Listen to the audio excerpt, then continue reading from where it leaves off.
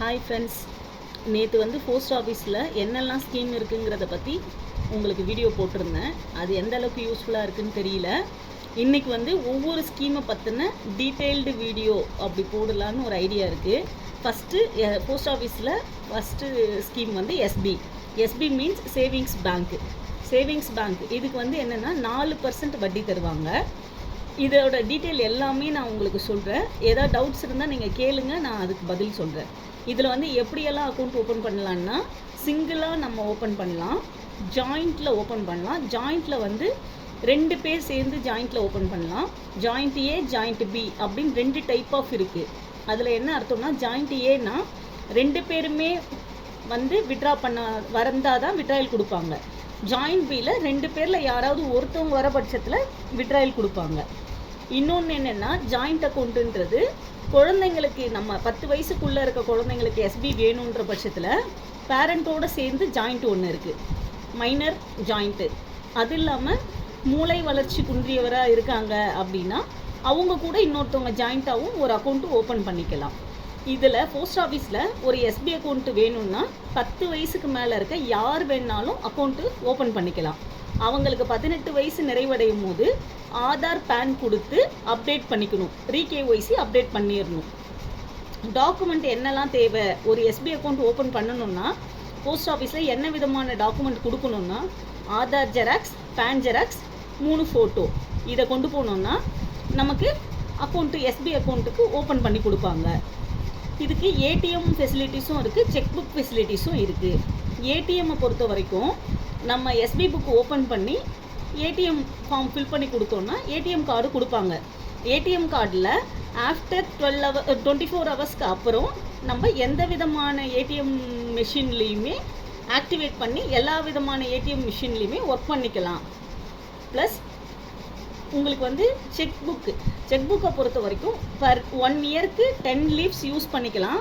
அதுக்கு மேலே யூஸ் பண்ண போகிறீங்கன்னா உங்களுக்கு ₹2 ஒரு லீஃபுக்கு அடிஷ்னலாக சார்ஜ் பண்ணுவாங்க. இதில் அக்கௌண்ட் நம்பரை 12 டிஜிட் அக்கௌண்ட் நம்பர் நமக்கு ஜென்ரேட் ஆகி வரும். போஸ்ட் ஆஃபீஸ்லேயும் ஐஎஃப்எஸ் கோடு இருக்குது. இது எவ்வளோ பேருக்கு தெரியும்னு தெரியல.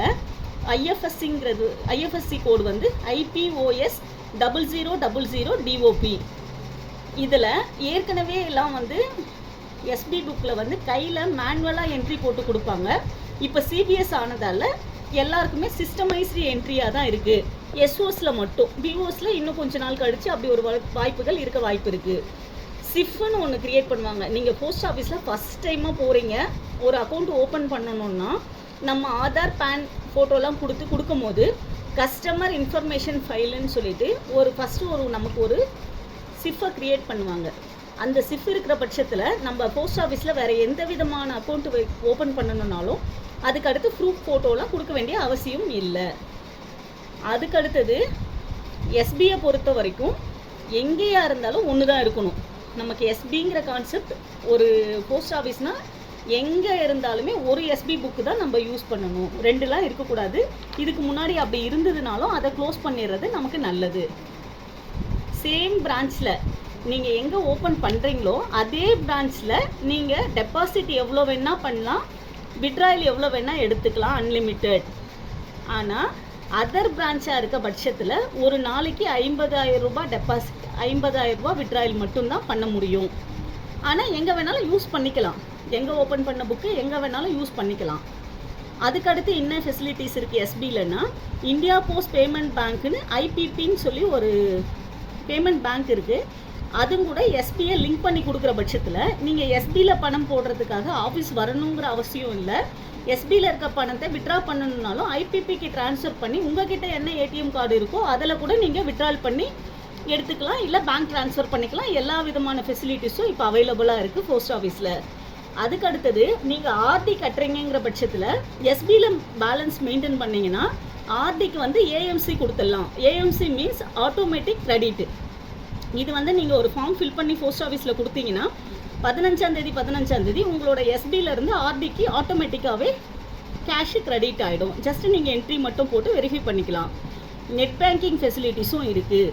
இதில் இயர்லி ஒன்ஸ் தான் இன்ட்ரெஸ்ட் தருவாங்க. மார்ச் 31 இல்லை ஏப்ரல் 1 நீங்கள் மெயின்டைன் பண்ணுற புக்குக்கான இன்ட்ரெஸ்ட்டு உங்களுக்கு கிரெடிட் ஆகிடும்.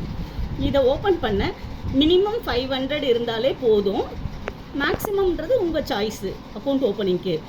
அது இல்லாமல் எஸ்பி புக்கில் என்ன ஃபெசிலிட்டிஸ் இருக்குன்னா, ஏபிஒய் பிஎம்ஜேஜேஒய்ங்கிற இன்சூரன்ஸ் மோடிஜியோட இன்சூரன்ஸ் ஸ்கீம்ஸ் நிறைய லான்ச் பண்ணியிருந்தார்.